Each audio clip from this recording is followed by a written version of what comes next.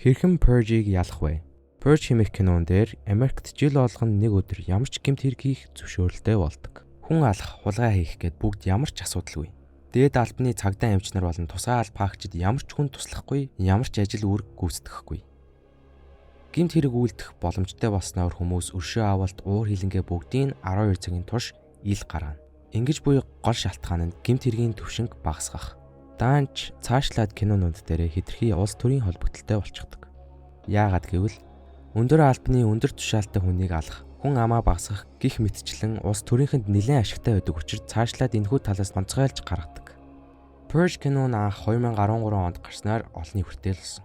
Ганц хоёрын юм нэг детейлүүд хэлэхэд найруулагчаар нь James DeMonaco ажилласан. Тэгээ бас өөрөө зохиолоо бичсэн байна. Нэг сонирхолтой факт хэлэхэд бол James DeMonaco болохоор өөрөө нэг шөнө бүх гэмт хэрэг ямар ч асуудалгүй байдаг гэсэн бол яах вэ гэж бодсон гэж байна. Тэгээд тэр бодсон бодол дээр тулгуурлаад энэхүү Purge 2013 оны киноныхаа санааг олсон гэдэг.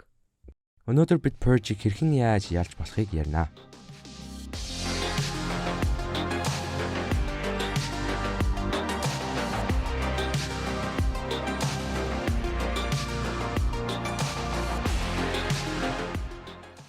Тус кинон Джеймс Сэндийн хэмээх гэрийн хамгаалалтын систем зардаг нэлээд амжилттай залууг харуулснаар эхэлнэ. Энэхүү орой 12 цагийн турш гэмт хэрэг үйлдэх нээлттэй болох учраас эртхэн ажлуудаа дуусгаад гэр гэртээ харьцааж буугаар харагддаг. Манай хэд байдаг л баян Америкчууд шиг харагдаж байна шүү. Джеймс Сэндийн маань эхнэр болон охин үгийнхаа хамтаар амьдардаг. Охин нь өөрөөсөө хит ах залуутай заваараад л хүүн энд тэнд нэг роботоор илэрээд л байж байна. Оройн хоолой эзний дараа Джеймс хамгаалалтаа нэг шалгаж аваад юмыг яаж мэдгүй бууга бэлтэн гэр бүлээрээ цуглан сууж байгаад хамгаалалтаа идэгхжүүлнэ. Хамгаалттай байшин дотроо гэр бүлээсээ өөр хүн оруулахгүй 12 цаг төвчөд болоо байсан ч хид хідэн алдаа гаргана. Эхний алдаа. Охин нь дээшээ өрөөрөөгөө орсон чинь найз залуу нууцаар ороод ирсэн байна. Шалтгаан нь Purge болж байгаа учраас аав нь гэрээсээ хөөж чадахгүй болохоор уулзаж үерхлээд зөвшөөрүүлэх. Хоёр дахь алдаа. Джеймсийн хүү Чарли роботороо ийш тийш явж байгаад хяналтын камераар тусламж гуйж буй хүнийг хараад хамгаалалтын систем унтраагаад гэртээ оруулцдаг. Нэгт яагаад хамгаалтын нууц үгийг мэдж байгаа? Хоёрт ямар ч зөвшөөрлгүй танихгүй хүн оруулах. Энэ хоёр болохоор аюу сонирхолтой л асуудал байгаа юм л та. Гэтэ яг ярил байж болохоор асуудлууд. Бас аав ээжийнх нь анхааралгүй хяналтгүй байгаагийн буруу. Джеймс хамгаалалт унтарсныг мэдээд бушуухан хурж ирээд унтраадаг ч аль үжээ танихгүй хар залуу ороод ирнэ. Доод давхарт Джеймс нь бушуухан арга хэмжээ гартаа авч бууга гаргаж иртэл хоёр давхраас нь охиных нь найз залуу гарч ирснээ шууд буудалцаад унана. Джеймс буудалцаад түүнийг ондогч охин нь найз залууга татаад аваад яв. Жоох юмтай хаа те. Аавыг нь гинэд буудаад яхад авраад л аваад явдаг. Тэр зур хар залуу алга болоод амжина. Өө чааваасаа. Би яг яасан гэж ингэж зовж байгаа юм? Хүүрхий. Джеймс эхнэр хүүгээ аюулгүй өрөөнд оруулаад охиноо хайхаар яв. Тэгсэн өрөөнөөс нь найз залуугийн цогцыг олоод шалгатал амьсгаа хураасан байна. Удалгүй гэрийнхэн гадаа нэгэн эвгүй залуус цуглан хурж ирцгээгээд танаа гэрлүү бидний алах гэж буй бөгөөч орчлоо. Гаргаад өгвөл бид нар яах ч үгүй бол сайхан зүйлээ болохгүй дээ гэж хэлснээр тэдний тогийг таслана. Үүнийг сонсоод Джеймс гэрийнхэндээ хамгаалалт нь иймэрхүү зүйлийг давах боломжгүй учраас орсон залууг барьж гаргаж өгсөн нь хамгийн зөв сонголт хэмээн хайж эхэлнэ. Чарли робот машинаа явуулж байгаа залууг ааваасаа төрүүлээд олно. Гэхдээ аавдаа хэлэлгүй түнд өөрийн нуугддаг жижиг хэсгээ зааж өгдөг. Төд удалгүй их чинь түүний роботыг барьж аваад нуугддаг хэсэг рүү н орлоо шүү гэж хэлээд явчихна. Ямар бүтлэн бөхсөр хэрэгсэн юм бэ? Джеймс тэр галзуу солиотой юмыг явуулчих гээд хичээж хайсаар залууг олтол охиныг нь барьцаасан. Буудан шүү. Намайг явуул гин. Нөгөө талаас эхнэр нь гарч ирээд буудалцаа эхлээд залууг оноод түүнийг бөөн болж байж сандал түлээд суулгана. Нөгөөний хачин юмнууд залууг гүхийн даваан дээр залууг за гэр бүлээ авар. Намаа гаргаад өгчихгүй өдөө гэсэн нь Джеймсийн бодлыг өөрчлөөд орхино. Джеймс Purge дуустал гэрээ хамгаалж гадны залуустай тэмцэхээр болоод Чарлид буугж эхнэртэйгээ бас ярилцсан шинэ төлөвлөгөө гаргана. Гадаа байсан залуусын төвчээр алдагдаж төмөр хамгаалтыг нь суг татаад ороод ирнэ. Ийм амархан татагддаг хамгаалт байсан юм уу?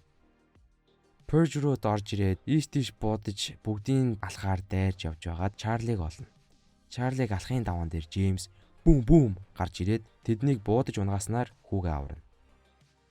Чарлиг аюулгүй өрөөнд оруулаад Джеймс маань гэрийн жинхэнэ эзэн шиг л алалцаж өгнө.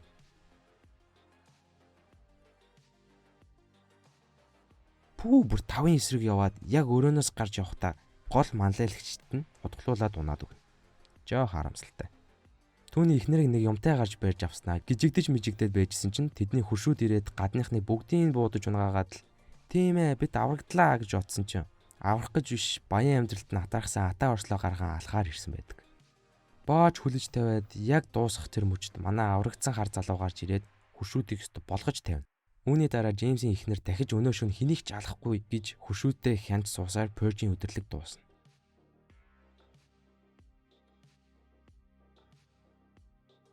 За үндсэн кинон дээр маань иймэрхүү үйл явдлууд болдог. Товчхон бүх үйл явдлыг нь базаж ярьлаа. Purge үнэхээр болдог байсан бол хэн нэгэнтэй дайсан болохгүй эсвэл өөр улс руу түр аяллаар яваад буцаж ирэхэд л болохоор байгаа юм.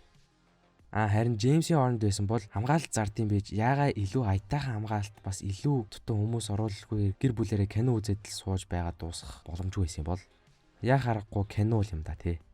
Хэрвээ та нар Джеймсийн оронд байсан бол илүү сайн хамгаалалт бас хүүхдүүдээ танихгүй хүмүүс гэртээ оруулахгүй маш сайн зөвлөж байх хэрэгтэй байна.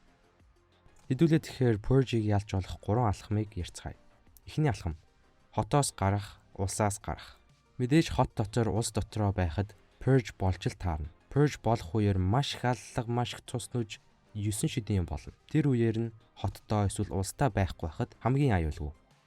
Яаж жодсон бие биенээ алах хууль мөл байхгүй байхад ч хэн ч чамайг алж чадахгүй. Тийм болохоор ер нь бол хамгийн best option бол хотоос гарах, улсаасаа гарах. Хоёр дахь алхам нь болохоор өөрийгөө бусдаас тусгаарлах. Гав ганцаар байх. Ямар ч хүнтэй хамт байхгүй. Ямар ч хүнтэй хамт байхгүй бол хэн ч чамайг алж чадахгүй. Хэн ч чамайг алахыг хүсэхгүй.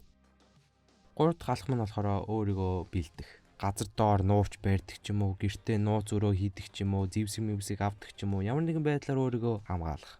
Хэрвээ би оронд нээсэн бол газар доороо нуувч хийх гэж үзнэ. Хэцүү л ахaltaа гэхдээ жилийн турш хийнэ гэвэл би л хийж чадах байхаа. За миний ер нь бол гаргасан 3 алхам бол юм байна. Та нар яаж дийлж болно гэж бодож байна? Санал бодлоо комментд оруултайгаарай. Өнөөдрийн бичлэгээр хамт байсанд баярлалаа. Илүү их бичлэг үзхийг хүсвэл саб болон лайка дараарай. Хамтран ажиллах байгууллага байвал холбогдоорой. Баярлалаа.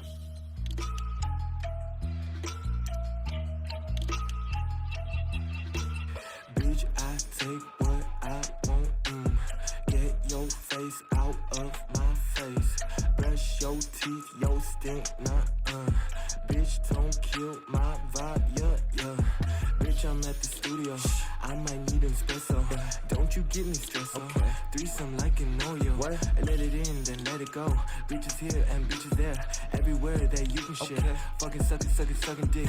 Motherfucker, I ain't vibing here. Eating